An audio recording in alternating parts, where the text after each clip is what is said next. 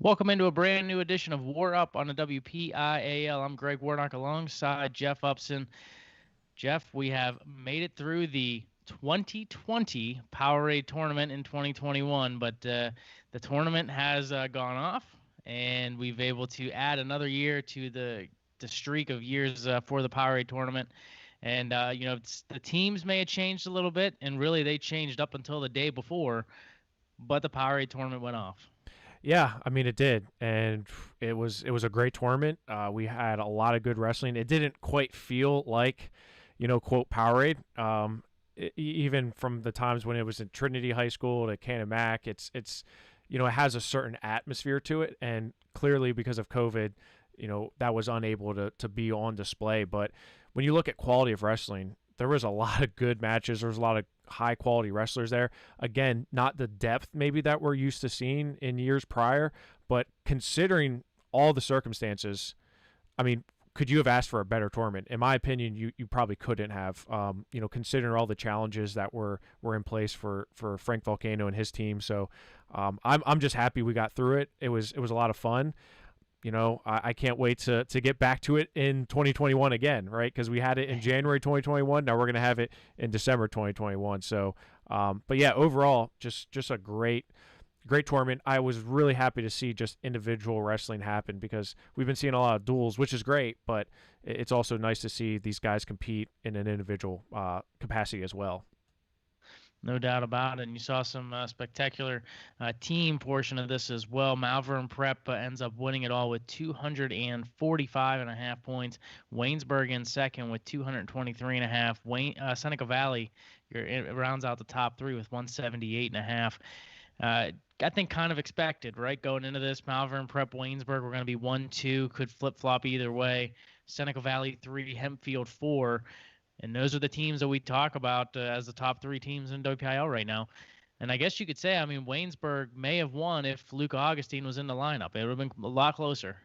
Yeah, I mean, it might have been. I mean, there's a lot of what ifs, right? I mean, Malvern Prep is really, really good. I mean, I don't think a lot of people expected Jack Consiglio from 106 to win it. I don't know.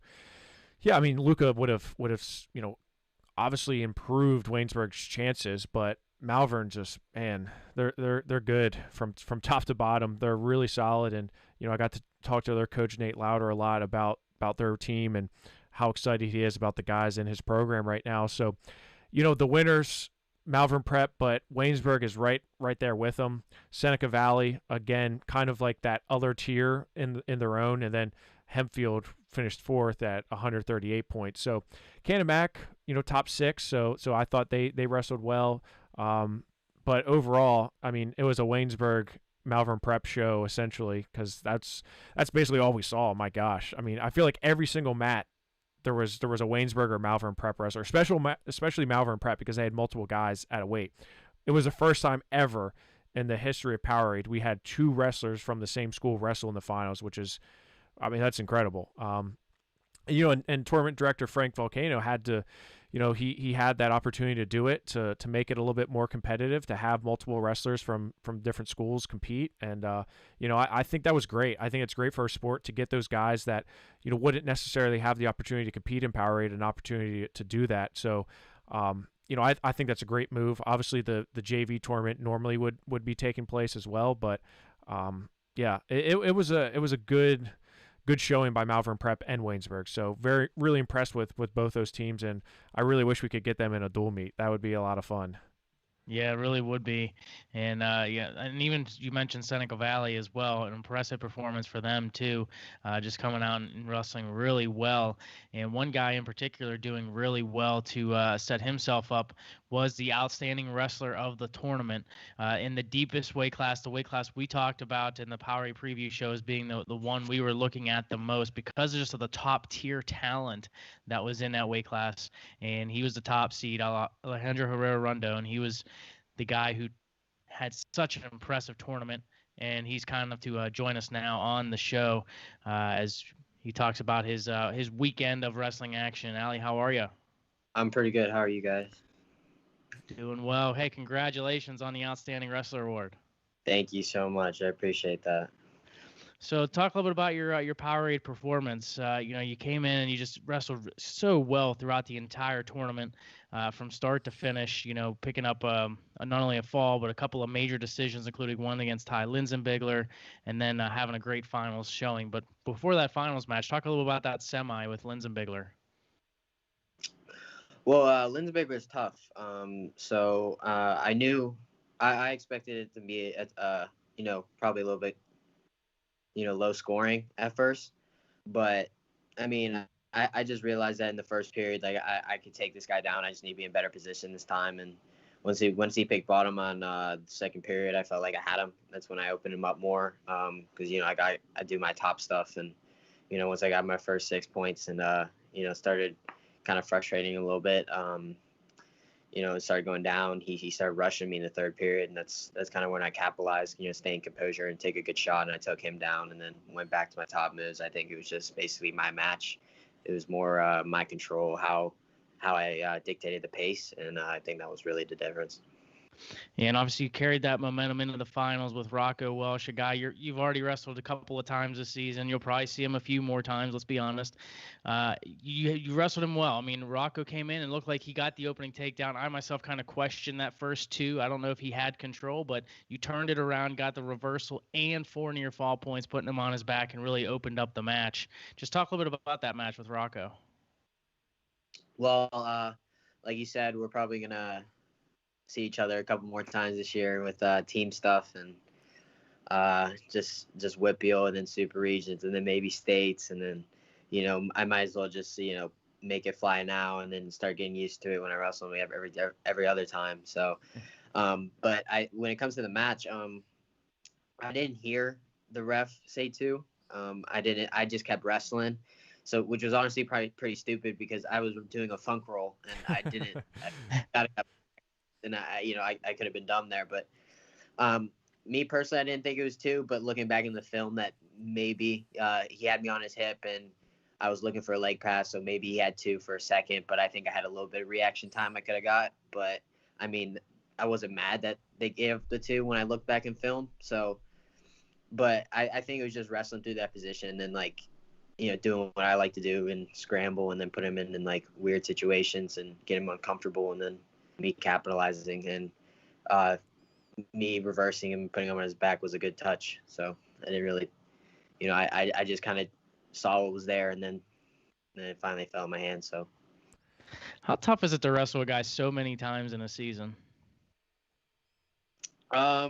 It sucks, but I mean, I think it's even worse because it's Rocco. Because every single time after we wrestle the match, my neck hurts. Because that dude head real hard. He comes after you. He doesn't care who you are. I mean, that's kind of what I like though, because he doesn't get hesitant. He kind of brings the match to me, and then it forces me to open up, and then it kind of brings the best out of me. I feel like out of a couple times that we've wrestled, I think I was a little hesitant the first 2 times, but I think now that I realize myself, he's not going to stop coming at me, so I might as well just open up the gap now and just keep practicing that every time we're going to wrestle, probably 3 or 4 more times after this. So and a couple years ago you won the POWERade at 113 pounds. So this is the second time you won OW, right? You won it the year you beat McHenry. Is that right? Yeah. Okay, so second time winning POWERade OW, second title. And when I was talking to your dad afterwards, he was saying the one thing that he's so impressed about you is that you've been able to do it at different weights, right? You've been able to do it at 6, 13, 32, 52. And I think that's a key point because a lot of people talk about Kyle Dake, right? And how he was able to win NCAA titles at different weights. You've been able to have success at multiple different weights. I mean, has that truly sunk in to, your ability to transform and to really evolve your wrestling style?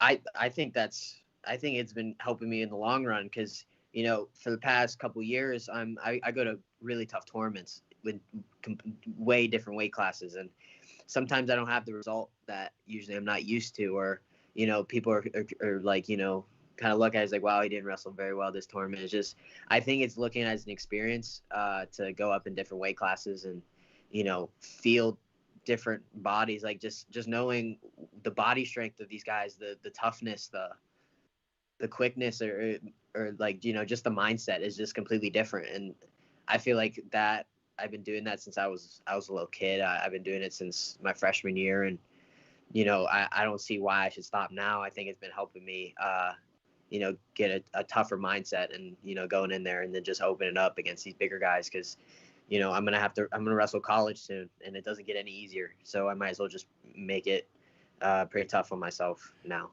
And you had mentioned college, and I know yesterday when we were talking, you said, you know, I had to be careful because you didn't realize the 2 was awarded, and you could have put yourself in danger, right? And it sounds like you're already in the mindset of college, right? You're already in that mindset of, hey, you know, I know what's coming. I know what to expect moving forward to college.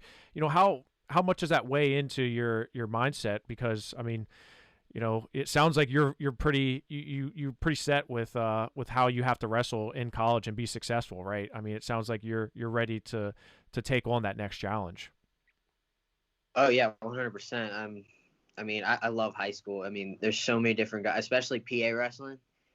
It's difficult. Everything is hard. The number 1 guy in the state, number 8 guy in the state might have a tough match. You know, you don't find that really in many other states. So, I think I'm ready just for the challenge. You know, high school's been amazing, but I mean, I'm kind of looking forward and looking at my first college competition, and you know, enrolling into Oklahoma, and then you know, kind of just getting my feet wet there and just getting new challenges. But I mean, I say that now, but I'm gonna miss high school for sure. Like this has been a good experience, and you know, I think I've done better than I expected, and I think I'm happy with what I'm done, even the wins or losses. You know, I think it's been building me since my freshman year. I think it's been taking me to where I am now, and you know, I think I'm just happy that I'm just happy where I'm at right now, and you know, I'm gonna take it one match at a time and enjoy the rest of my senior year before I dive into college. Yeah, I mean that senior year kind of uncertain, right? When you look back at your career, we don't want to go down memory lane, but how much is this, like, what is this compared to the title you won against McHenry? I mean, because he was number 1 in the nation, I believe, at the time, all right, and that was he was up there. He was pretty high. I think he was 1 or 2. I think behind Figs. That's true. Yeah. Before he cut down to 106. So, how does this one compare to that? Right? Because I mean, I'll give you my take first. Personally, you wrestled a whole heck of a lot better this match against Rocco Welch than you probably did against McHenry. But how does it feel for you differently? Because I can remember you, like the photo of you just like, you know, putting your hands up in the air afterwards. It was a big win, right? So the moment may have been bigger then, but I feel like in reality the way you wrestled this last time was really superb. So how do you feel about that? I like to think of it as I think for me, I probably was a more memorable McHenry match, right? Just because you know he was a 2-time world champ, and you know, just the fact that I got over that hump with him, and I think that was honestly the start of my career, kind of like the start of like my national rankings, my national caliber, and then I think that's what really skyrocketed me. But I think the difference with that and then this year is that people expected me to win, or right. you know, maybe expected a good match. You know, didn't really do that before, but nobody expected me to open up like that and to actually, you know, separate the gap with Rocco, even though like the week before it was a 1-0 match. Right. And this year I think it's just I think it was better than that year because you know I that whole tournament I was on, it felt like I was focused the whole time, and everyone I wrestled, I didn't look past. I looked at all their strengths, and then I used my strength to, you know, actually just overpower theirs. And I took everything in consideration. I know Rocco's great. You know, he really dictates the pace, and you know, he pushes me around. But you know, sometimes I can push him around too. So that's what I look at as well. So. And even last year, you know, the loss to Willishell and just the back and forth with him, you know, did you take a lot from that last year to this point this year? Oh yeah, 100%. See, me and Willishell had a scramble battle that whole time, so that kind of motivated me more to do better this year. I mean, I love scrambling, but I think my end goal is to actually finish cleaner in my shots, and you know, not necessarily go away from scrambling, but just, you know, just doing everything cleaner. So I mean, that's what I kind of took off this off season. I mean, I was still scrambling the whole time. I enjoy scrambling. I think that's one of my favorite things to do. And then, but I try to work on my feet movement and my head movement, and I worked out a lot, because I feel like that's also what stopped me a lot from getting where I wanted to be last year, was the strength wise, because I was not used to how strong these guys were. And now that I know that all these guys are strong when you get up here, I started realizing that I need to get in the gym. I need to start pushing more, push myself more to limits. And the guys are strong at 52. All of them are strong. But I think the fact that I know that they're strong, and that I know that I'm strong now, I think that gives me the confidence that it's all about technique, and just going to my pace and going to my my moves. Looking ahead, to the next couple of weeks with the team, Seneca Valley had a great performance this past weekend, finishing in 3rd place as a team. Talk a little bit about your team. I know you guys have wrestled Waynesburg once. They're kind of that team to beat right now in the WPIAL, and even in the state for that matter. So just talk a little bit about, your team and what you're trying to do as the senior leader to kind of help the team get to where they need to be. Well, I think our team wrestled amazing down at POWERade. We had 7 medalists. That's the most we've ever had ever. We had the most finalists we've ever, we just made history for our school this year, and I'm extremely proud of my team. We work extremely hard. We push each other every day. We kind of get mad at each other, because we wrestle so hard, and then we get mad, and then it gets snippy. But I think that's what helps us the most, because we want to wrestle the best guys. We want to push the best guys. We want to wrestle Waynesburg again. And I don't think that was our best match. I think we could wrestle way better against them. I mean, we had a couple guys out. We had Swedish out the last time, and because I think that can close the gap a little bit. I mean, I know he'll probably wrestle Mac or something, but I think he can give him a good match. I think we could have a couple other swing matches. I see this as like a good thing. I only see up from here. The first time I don't think shows how competitive we are. Which sucks, because Waynesburg's the number 1 team in the state, and I think that we can really push them to the end. So. Well, congratulations on not only your team's achievements, but your own personal success from this past weekend, and winning a 2nd Outstanding Wrestler award. And we're just really excited to see you finish out your high school career. So best of luck as you go forward, and really appreciate your time. Thank you so much. Thanks for having me, guys. Yep. Thank you, Allie. Appreciate it. Thanks. Yep. Have a good one. Yep. Greg, do you remember back after he won his first state title, and Curtis Phipps was, I wouldn't say he was the favorite, but he had beat him the week before. And you remember we were getting his phone number I remember interviewing Allie after he won, and I'm like, man, this is a kid. Like, he's young. And, I remember having him on the phone, because we called all the state champions after, for the podcast, and, just talking to him. And I was just like, man, he's like, maybe it was his voice, but like, we were like, hey, he sounds young. And now I hear him, 4 years later, less than 4 years later, I'm like, that's a grown man, he's so, I could talk to him all day, just the way he describes how he wrestles, and how he gives credit to guys like Rocco that are pushing him, and how his neck hurts after wrestling a guy like Rocco, because man, Rocco was he's this close, right? So I mean, there's a good it was a couple moves, and we could be talking to Rocco today as opposed to Allie, but Allie's that guy who just he finds a way, right? Most of the time. So yeah, shout out Allie. Love watching him the last 4 years. We're gonna miss having him in our backyard, that's for sure. Absolutely. I couldn't have said it better. And he's just one of the most polite human beings. Just such a great kid. And I'm just so excited to see him go to college and see how he does at Oklahoma. I think he's made for college wrestling. I think he's going to have an outstanding college career, the way he keeps wrestling. And I wondered how he would do at 152. We've gotten a chance to watch him a couple of times, but this is our true test of seeing him in a lengthy tournament. And he's put on a lot of strength. He fills out 152 really well. We said the same thing about Rocco Welsh and how he went from 26 to 52 and really filled out the weight. AHR's done the exact same thing. I mean, those two, I'm excited because they're going to wrestle each other probably 4 more times, and us as fans, we get to watch that 4 more times. I mean, I know it's hard for those guys, but for us, we're happy. I mean, yeah, that's part of the reason why we wanted it to happen at True Power. I mean, we were selfish and we're like, hey, what are the best matchups you want to see? And I had gotten word that both Rocco and Ali were up in significant weights. I'm like, could you imagine having those two wrestle at because we saw them at the Surge at 113 pounds, in 2000, I think it was 18. So to have them wrestle in 2020 up at 152 is really 155. I mean, it was a lot of fun. So selfishly, we wanted to have that match, but yeah, we're gonna get it. We're gonna get it a couple more times as well, I believe. So good thing for us, right? The fans being selfish.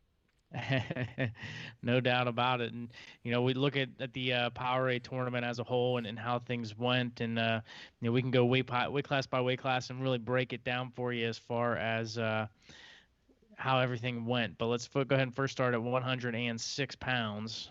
And the champion there you mentioned was Jack Consiglio of Malvern Prep. He defeated Tyler Chappell of Seneca Valley for second place. In addition to WPIAL, also had Andrew Binney of Cannon McMillan finish in 5th place, and Kai Sheftick of Waynesburg finish in 7th place. Overall, a good showing for the WPIAL. We got to see Chappell and Binney wrestle one another, with Chappell winning that matchup, and Kai Sheftick coming from unseeded to finish in the top 8. But overall, I thought WPIAL and those 3 guys, bright future for all 3.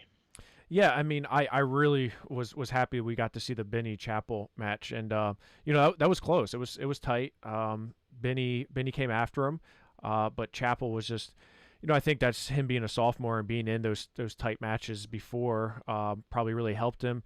I thought Kai wrestled tough. He lost to Louis Gill from Hickory, but he was in that match. He just a few things. Again, the differences between some of these guys are inches, right? They're not miles. So, but overall I was impressed with Chappell. I was, we kind of joked afterwards with the Chappells because it's just like, man, someone said it. They're like, the Chappells just second at this, second at that, and they're like, what's it going to take? And I'm like, hey Tyler, you've got plenty of years to go. This is a huge improvement from you from last year, right? And I thought he wrestled well. Consiglio just, kind of a weird matchup for him, I think. I think once he went down early, it kind of, things just kind of spiraled out for him. But credit to Consiglio for wrestling tough. And, Binney comes back, take 5th, and Kai in 7th. So, I think overall the WPIAL it showed pretty well here. We wanted to see a guy like Jack Gonzalez from Quakertown here. There was a couple other guys we kind of looked at to see how they stacked up, and I think we have a better idea of where guys are now in terms of the rankings, right? So it's a measuring stick, right, for the postseason that is quickly coming. It is. It really is, and it definitely tells you where you're at and where you need to improve, and you got a couple of weeks to make that happen. 113 pounds, Vinny Kilkeary of Latrobe, your champion. He was dominant throughout the entire tournament. The one, I guess, surprise to some, not to you or I, because we've seen him a few times now. Joe Simone of Waynesburg finishing in 2nd place, knocks off Callum Bowman at Chestnut Ridge, knocks off Link of Malvern Prep. He was just solid throughout the entire tournament, taking out the 2, the 7, the 3 seeds, just to get to that point into the finals, and he had a really great tournament. Another guy with a great tournament, Brandon Damai of Cannon McMillan. He finishes in 4th place as well, and then Antonio Giordano of Kiski finishing in 8th place. But we can talk about Kilkeary all day, right, of how good he is, but Simone and Damai both with tournaments equally as impressive. Yeah, I mean, I feel almost bad because it's almost like a footnote saying, yeah, and Vinny Kilkeary dominated and won, right? And then move on to how impressive Damai and Joe Simone were, right? But let's give Vinny his due deserve, because I mean, he came out and dominated, right? I mean, you look at the matches that he had, he just came out and just blew people away, beating Justin O'Neill from Hickory Tech Fall, beating Simone 10-1 in the finals. Going into the finals, man, Simone looked great. I thought he looked good all weekend. for him to get a win over Callum Bowman, then beat Tommy Link, who's really tough. But then Kilcarry just kind of was like, all right, this is, here I am going from 8th to champ, right? I mean, this is just like Vinny's story, right? Because he something happened that week of regionals when he beat Briar Priest. All of a sudden things changed for him. It was that one match that kind of just changed the trajectory of where he was going. And man, he's dangerous, right? He's a lot of fun to watch. So for as good as Simone and Damai were, Kilcarry was just like here on another level. But Damai I thought wrestled really well. He's he's a scrapper. He kind of reminds me of Tanner O'Haley a little bit. He just goes after people. He's like heavy on the hand fighting. He goes after the head. Like he's kind of I wouldn't say dirty. He goes after people. You know what I'm saying? And and you like that, right? It's wrestling. It's a hard sport. But he wrestled really well. I was impressed with him against Bowman.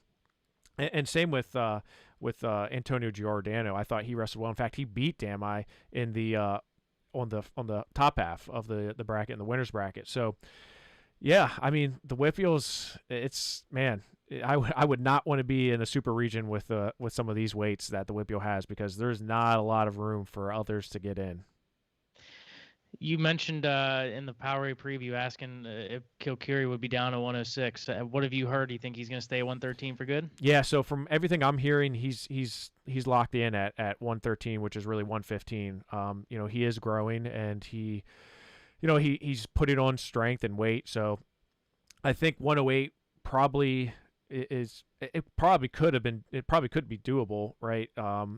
But you look at, so I'll just give you an example. Brandon Wenzel from Montoursville, like he looked sucked down at 106. He's returning state champ, and he looked, I thought, a little sucked down at 106. So Kilcarry, hey, I mean, why would you switch it up now? There's a couple guys in the WPIAL that I talked to that were thinking about going other weights, and they're like, yeah, I haven't had really that quote descent down because of the lack of the shutdown. So I think you're going to see a lot of guys staying put. So, yeah, as of right now, I believe Vinny's going to be staying at 13. 120 pounds of WPIAL well represented. Mac Church of Waynesburg finishes in second place, runs into the buzzsaw that is Mason Gibson of Bishop McCourt. Seneca Valley's Hunter Swedish finishes in fourth place. Jacob Haupt of Cannon McMillan in fifth. Luke Passarelli of Norwin in sixth. Ethan Lieben of Hempfield in seventh. And AA, Gavin Suika of Burgestown finishing in eighth place. An impressive showing for the freshman there. So WPIAL overall really strong at 120. Yeah, I was really impressed with a lot of these guys here. And we can, again, like Kilcarry, we can talk about Mason Gibson all day. But really, Mac Church came out, and, it's really hard to wrestle a guy like Mason Gibson, who's just constantly going. Passarelli from Norwin wrestled really well. He beat Lieben 7-3 in the Consi round. Was watching that match closely. I thought he was a good match. And before that, Lieben had beaten Klingensmith from Kiski 10-2. So, those were guys that I think were all in that same tier.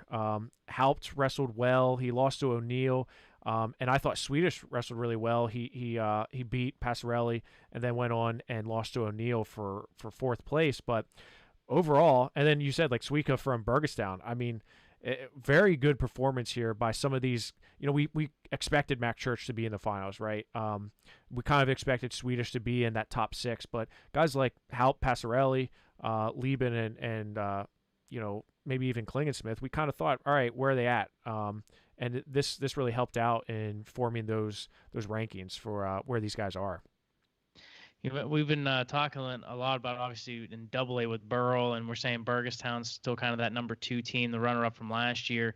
They got a lot of young guys that came in, and although, the Senepal brothers, they didn't get on the award stand, they pick up a couple of wins. Suika, we mentioned JoJo at 285. So they got some young guys. Burgestown's going to be around not only this year, but a few more years to come.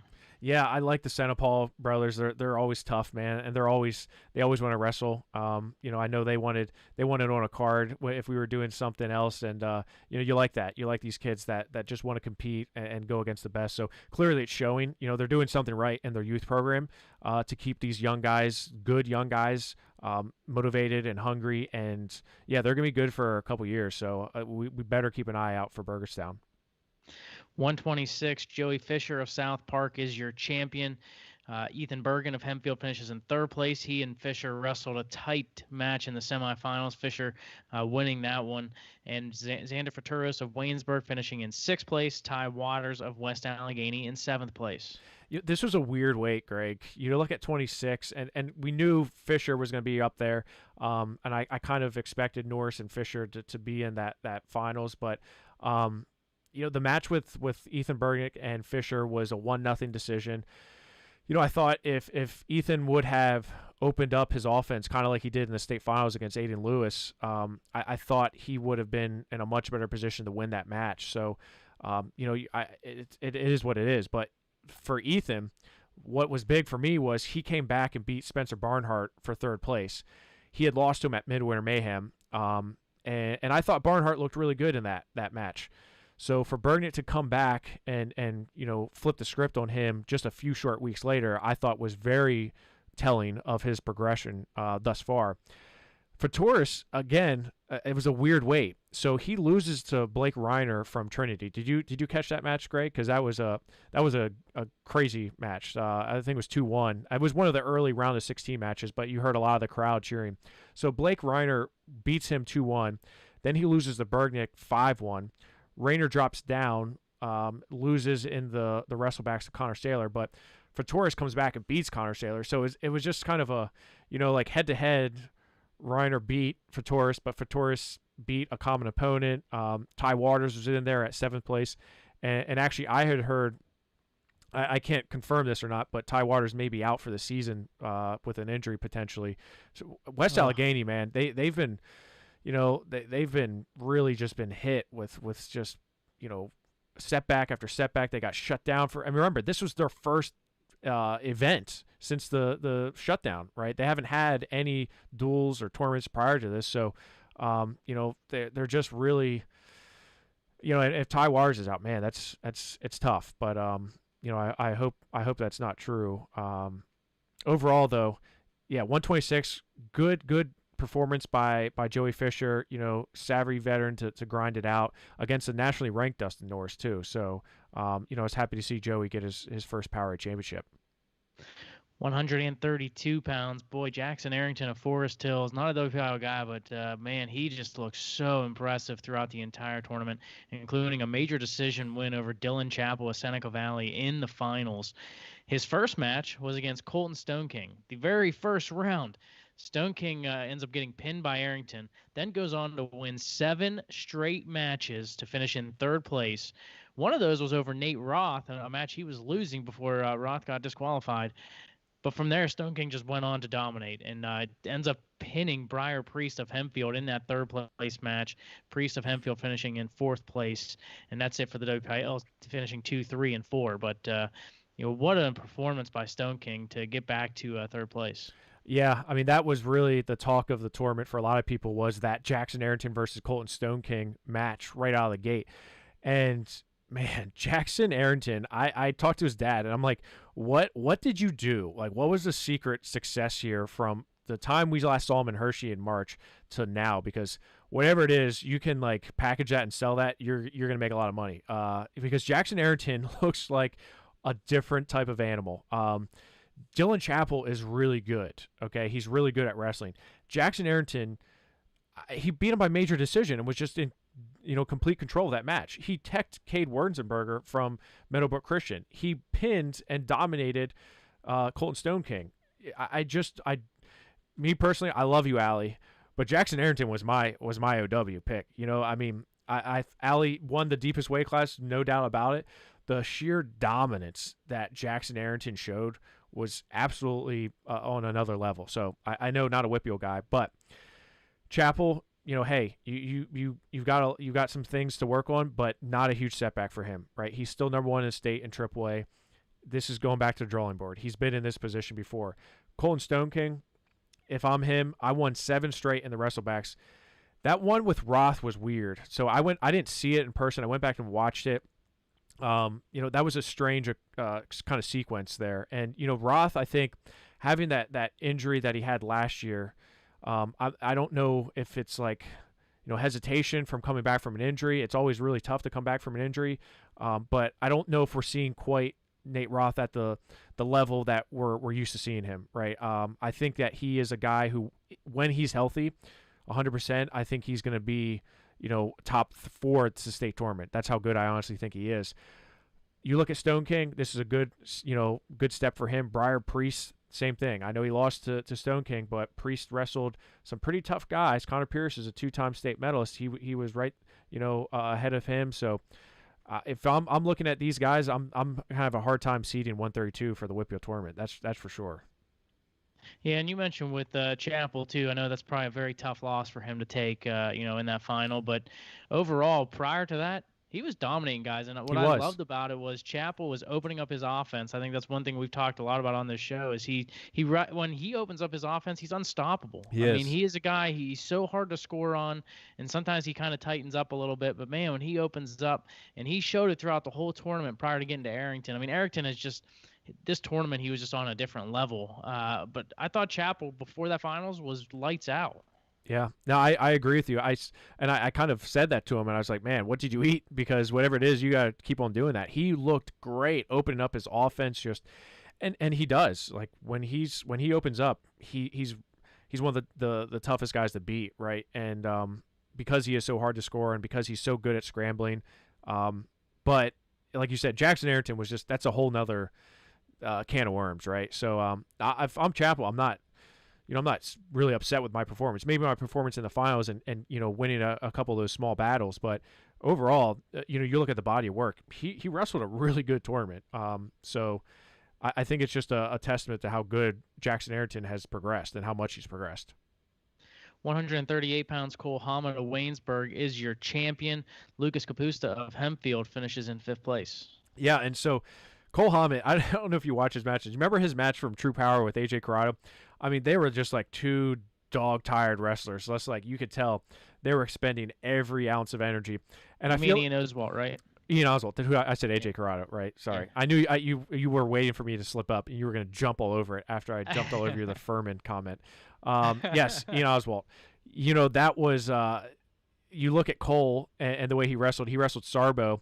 And it was like a similar match. He won 4-3, but I feel like in the third period, and maybe it's because his hair is so long, but he just looks like, whew, I don't know if I'm not gonna make it. And then after the match, he just comes in and lays on the edge of the mat and just like, you could tell he gives literally every ounce of energy in his body to that match, right? And I think that's why he's winning. That's why he won the POWERade title. It's because he outlasted Sarbo in that semifinals. He was able to win in the finals against Niffinger from LaSalle. He just dogged it out.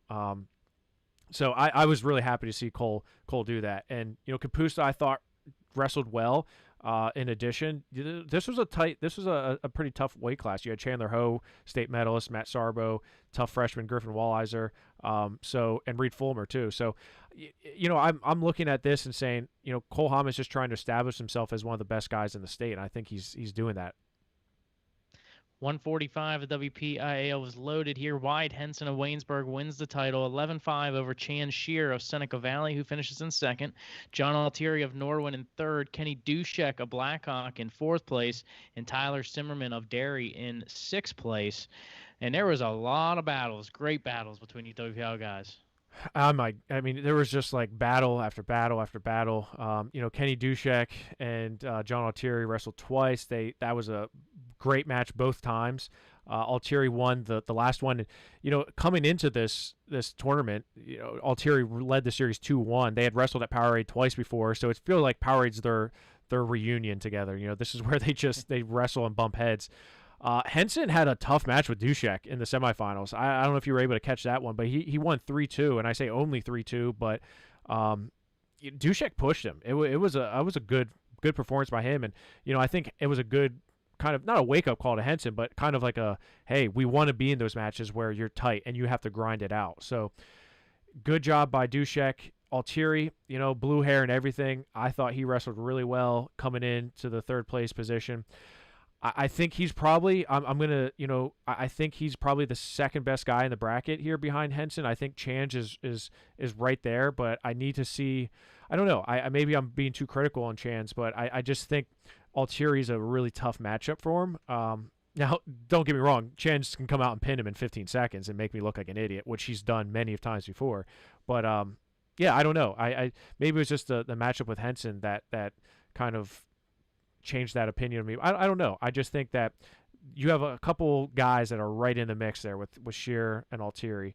And it's going to be interesting to see how it all shakes out at the end. So, Ty Zimmerman, tough weekend for him. He lost to Carter Gill, but I don't know if it's the weight, coming up to 145, but he just had an off weekend, right? So that happens.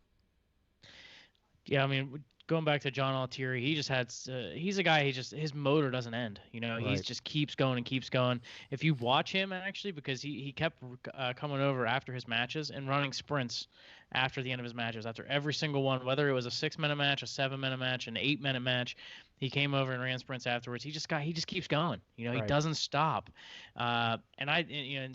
Between Altieri and then Kenny Dushek, I mean, it's hard to say which one had a better tournament because they both just wrestled so well. I was really impressed with how Dushek wrestled this past weekend, and it kind of tells you a little bit about how you kind of wrestle Wyatt Henson. If you can stop, I mean, it was a scoreless first period between those two. Right, exactly, which you don't see very often. If you can keep Henson off the scoreboard in that first period, you're going to frustrate him a little bit. Yeah. You frustrate him a little bit, then you're in that match. So I know it's almost impossible, right, to keep Henson off the scoreboard in the first period. But if you can do it, you can hang with him through that first period, you got a really good shot of beating him. Yeah, absolutely. You're right. And I heard his dad and coach Sammy Henson say to him, we want to be in those positions. We want to be in uncomfortable positions where you have to grind out matches because we need that for down the road, right? And you look at what he did last year, losing to Sammy Hilgis at POWERade, and bouncing back, being him in regionals in the state tournament. I think that helps, right? Being comfortable in uncomfortable positions. So that was a good test for him. I also want to shout out Bodie Morgan from Trinity. I thought he wrestled really well. That match with Dushek was a 4-3 match in the round of 16. I watched that match. It was a good match by him. He beat a tough Cole Bartram from Northern York, who's also a freshman, lost to Ty Zimmerman 8-3. So as a freshman, you're battling in at 145. I think he held his own. 152 pounds. We just spoke with him. AHR, Alejandro Herrera-Rondon winning the title 9-4 over Rocco Welsh. Welsh finishing in second place. Ty Linsenbigler of Hempfield in fourth place. Grant McKay of Laurel in fifth place. Gianni Martini of Cannon McMillan in sixth place. And Jack Pletcher of Latrobe in seventh place. A lot of good performances we can talk about here at 152. We've talked at length about AHR's win. Rocco Welsh, to get to that point, had to beat Eric Gibson and had to go to double overtime to do it. Gibson actually rode Welsh for the first half of the 30 seconds, got an escape in the second half, and Welsh was able to get the takedown to get the victory over Gibson. And another guy, I know he ended up getting injured in his fifth and sixth place match, but Gianni Martini had a great tournament as well. Yeah, I was just about to say that Martini had a really good tournament. Ty Linsenbigler, I thought, had a good tournament despite, you look at it and you're like, well, how a guy finishing fourth. Yeah, he avenged the loss to McKay. Yeah, he lost to Alley, but I winning that match against McKay because McKay really bullied him in that first match at Midwinter Mayhem. He bounced back and flipped the script on him. Gianni Martini, he kept it close with Gibson 5-1. That match with Rocco Welsh and Eric Gibson was by far the best match of the entire tournament. No, I don't. I'd find me a better one. I would like to see it, but that was an epic match. Rocco really, he gutted it out. I like that, the way he wrestled there. We're seeing that maturity of Rocco. We're seeing him wrestle at different levels and just get into his offense. And man, he's got to be strong as an ox to grab the leg and just hold on to it. There was a few times when he was wrestling Mikey Zakor of Thomas Jefferson where he would get on a leg and it looked like he just had like a toenail. That was it. And he just was, but it was strong as hell. Like he was holding on to it. So he's got to be really strong. I think the WPIAL, this is 52 is just a loaded weight. So I don't know, how this pans out for the super region. You throw in Jared Kessler, who was unable to compete here, and then also Panero Johnson from Cathedral Prep, and that's a heck of a bracket, And then you have guys like Gianni Martini and Jack Pletcher and Mikey Zakor, these guys that are trying to burst into that. You've got to be on. Really Zakor I thought would probably get on the medal stand, and he does not. So that just shows you really how deep 152 is in the WPIAL.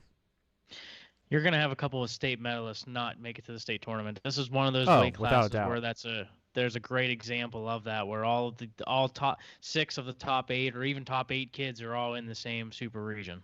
Yeah. Unfortunately. Yeah, you're right. And like I said, like Pletcher gets on the medal stand, but Zakor beat him 3-1 in the round of 16. So, you again, depending on how things shake out in the brackets, you may be on the wrong side or, quote, the harder side of the bracket and have to wrestle through studs just to come through, on the back end. So, yeah, it's but hey, you know that going into it, so you got to prepare for that.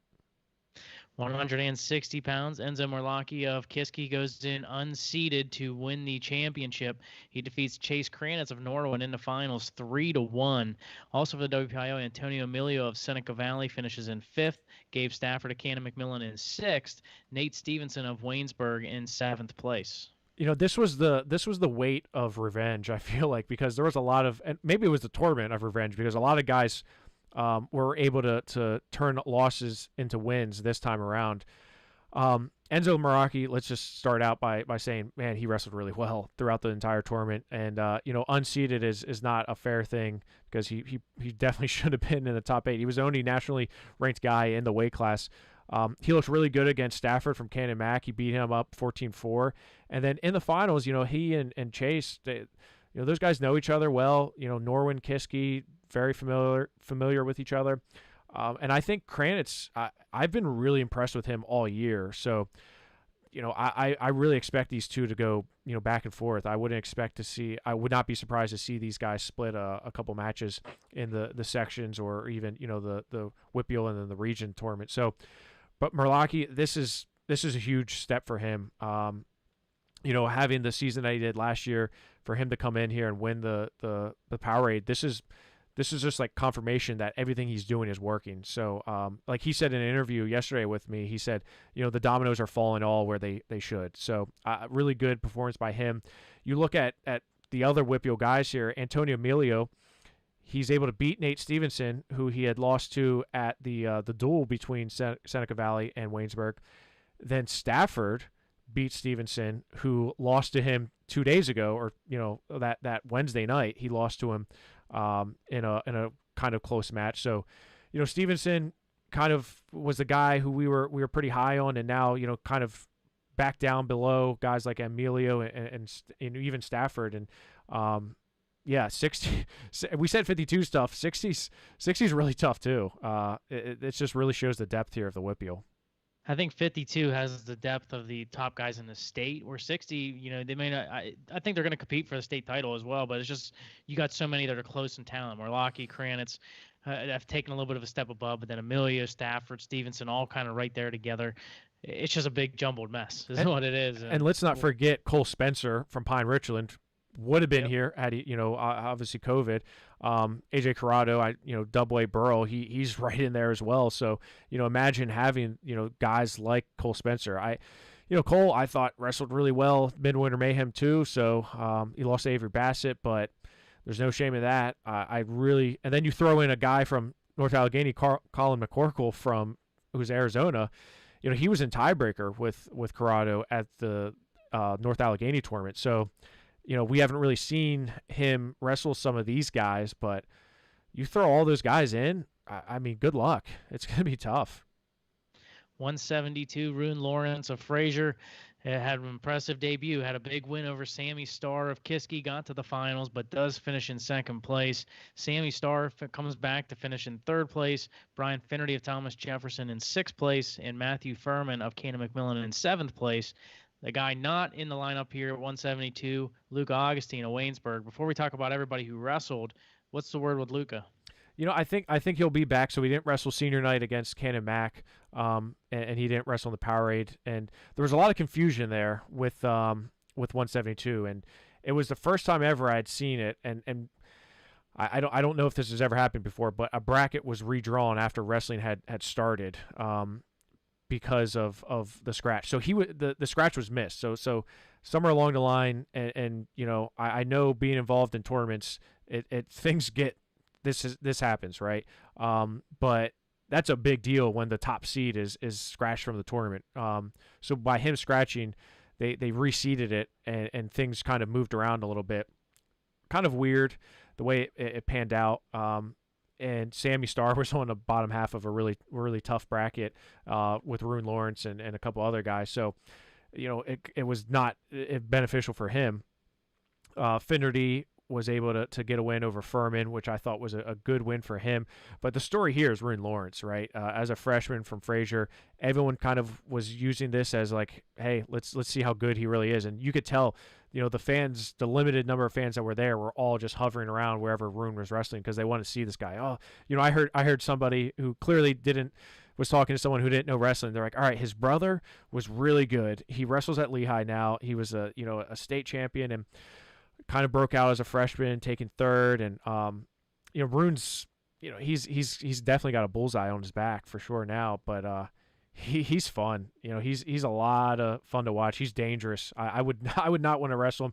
He beat up Sammy Starr a little bit, and I think Sammy used that as motivation because he came back and took third in a weight that was pretty tough. Andrew Connolly from Malvern Prep's tough. Kurt Thompson from Moeller's tough. Finnerty and Furman right there with him. So, good finish for Sammy Starr. But, Rune Lawrence was really the topic of the tournament. Yeah, and he lost 3-2, but it was really just him being aggressive, taking that shot, and Walker able to spin around behind. So overall, though, like you said, great tournament for Rune. 189, the story here, Max Stout of Mount Lebanon drops a semifinal loss to Caden Rogers on Malvern Prep and then gets injured in the consolation round. So he finished in 6th place, but injury defaulted out of his consolation semi and 5th place match. Trent Schulteis of Freedom finishes in 4th place. Liam Volklaus of Seneca Valley in 5th. Braden Roskoski of Kiski in 7th. Corey Borio of Latrobe in 8th place. But maxed out, he left with his arm in a sling. It's going to be I think it's either a left elbow or shoulder injury, and we're going to have to see how it goes for him. Yeah, I mean, I feel pretty awful about that. We had him on the show right before POWERade, and he's such a good kid. Comes from a great family. His brothers, his father, his all his family members, and it's like, that match with Caden Rogers was a good match. He just, I don't know, Caden was able to do and Caden, I don't know why people were, and me as well. I mean, kind of maybe because Jack Waymeyer was in the weight, but Caden was just really under the radar, and he pushed the pace. I mean, we were so used to seeing Mac just take people down at will, just do whatever he wanted to him, just completely dominate guys. We talked about it with him. He was wrestling on a different pace. So not only does he lose in that match to Caden Rogers, but then he comes back and he gets injured, and the injury did not look good. Right, Eric Knopfstein was over by it and kind of heard the yell, and he texted me and was like, hey, this is like he's hurt. It didn't look good. I don't know what, again, you probably know better because you were kind of over that way. I just really hope he's good to go. I really do, because I mean, you don't ever want to see an injury. Obviously, it's not like there would be a wrestler who I'm saying, it's a good thing he got injured, but you just, for a guy who's just been so dominant after finishing as a runner-up in the state and just really blowing people away, a lot of us were just kind of anticipating a Jack Waymeyer maxed out match, including myself. I was, kind of discounted the fact that there was going to be other guys in the bracket. And, speaking of injuries, Waymeyer, did you see his face? If not, go on Rockfin and look at the interview. He got punched in the face by some kid from Ohio. Like, legit, like, just the guy looked like he was trying to like sneak it in to make it look like he was going, for hand motion and going to set up a tie, and he just straight up punched him in the face, broke his nose, his eyes all black and blue, and I mean he looked like Rocky Balboa after 12 rounds with Apollo Creed. He just looked like rough. And Waymeyer basically said, he was like, in one of the matches, he was like, I couldn't really see, I was just like wrestling off a feel. He was like, I think I got a shot here. Kind of crazy, right? That we had two teammates in the finals, and someone asked me, they're like, are they going to wrestle? I'm like, oh yeah, they're wrestling. They definitely wanted to wrestle against each other. Trent Schulteis, he had a 1-0 win over Roskoski. That was kind of a weird match. I thought he wrestled well. Caleb Krebs from Montoursville, I think he's really really solid. He's a guy who I was excited to see here. They wrestled last year at the POWERade as well.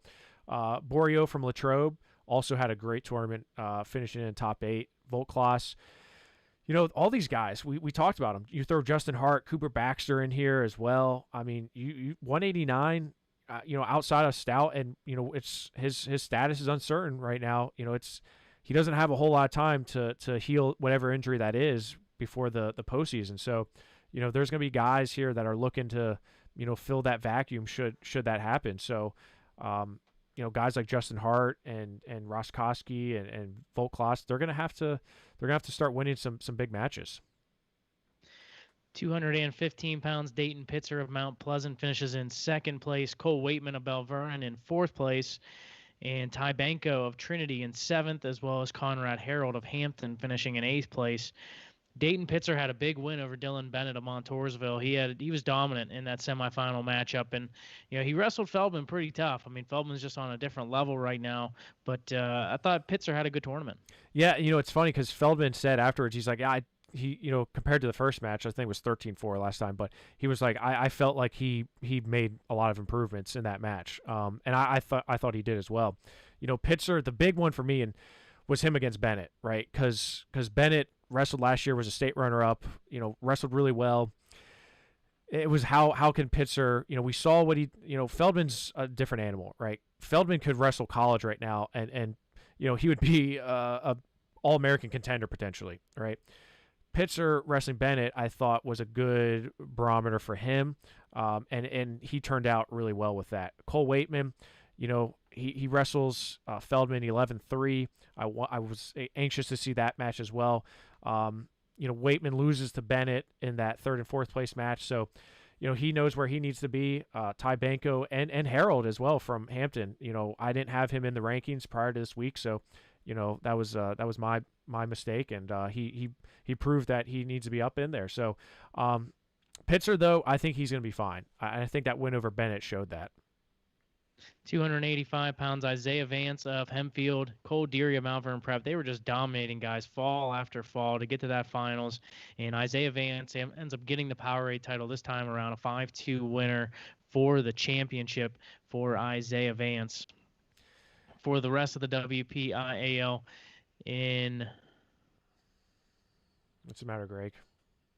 My computer froze right now. Okay. It only shows the championship round, Vance and Deary. Do you want me to help you out?